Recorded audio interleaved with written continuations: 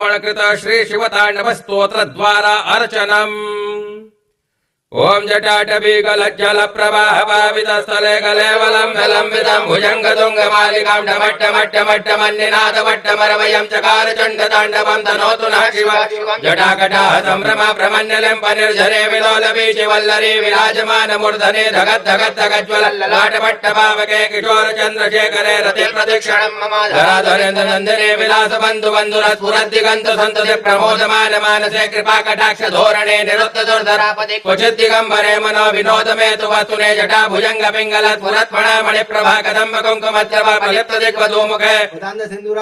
गोत्तरीय मेदुरे मनो विनोद मद्भुतं विभर्त भूत भर्तरि सहत लोचन प्रवृत्त शेखले कशेखर प्रसून धूलि धोरणे विधूसरांग्रपीठ भो भुजंग राजमालयानि बद्ध जाट जूटका श्रिय चिराय जायतां चकोर बंधु शेखर ललाट चत्वर ज्वल धनंजय स्फुलिंगवा निपीत पंचसाय